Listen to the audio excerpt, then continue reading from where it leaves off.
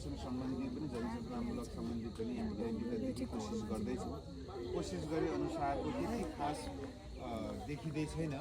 अब त्यो नदेखिनुको कारण यो अहिले बिचमा फेरि अहिले विभिन्न नामले जुन आन्दोलनले गर्दाखेरि पनि अलिकति मान्छेलाई काम गर्ने जागर पनि मरेको स्थिति देखिन्छ। तर त्यो जागर मर्नु भनेको हाम्रो समुदायमा हामीलाई नै गाह्रो हुनु हो होइन।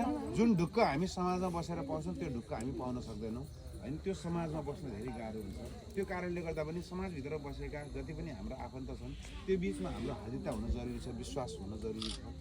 लागु औषध भन्ने कुराहरू यो कस्तो छ भने रहरमा देखासिकीमा केटाकेटीका सङ्गतमा राम्रै उमेर भएका पनि फसिसकेपछि त्यसबाट निक्लिन धेरै गाह्रो देखिने अवस्था देखिएको छ। त्यो भएको भएर यसलाई पनि अझै पनि हाम्रो आउने कार्यक्रमहरूमा पनि हामीले यसलाई प्लस पोइन्ट गर्दै गरेको छौँ। विशेष गरी सरसफाइ हो। सरसफाइ भनेको हाम्रो घर हामीले नै बनाउने हो, हाम्रो बाटो हामीले नै सफा गर्ने हो। यसमा थोरै ओडाले केही भूमिका गरिदिन्छ, केही टोल विकासले गरिदिने हो, केही नगरपालिकाले भूमिका गर्ने हामीले नै हो, हाम्रा लागि नै हो।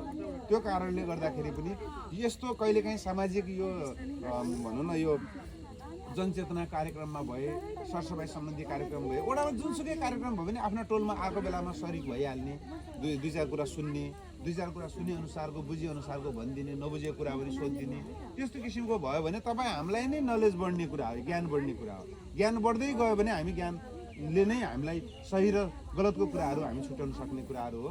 यही भन्दै तपाईँहरू यहाँ धेरै मिक्सिङ पनि हुनुहुन्छ, राम्रो पनि लाग्यो, खुसी पनि लाग्यो। अहिले भर्खर पनि म पनि यता हिम्मतपुर शिविरबाटै आएको छु। उहाँहरूलाई पनि अलिअलि यसलाई उठ है आऊ भन्नुपर्छ, हामीले के गर्ने सबै यही हो। आएपछि दुनियाँले कहिले कोही गाली गरेर आउँछन्, कहिले कोही कराएर आउँछन्, तै पनि सुन्नका लागि भए पनि के गर्नका लागि भए पनि हामीले जानै परेर हुन्छ।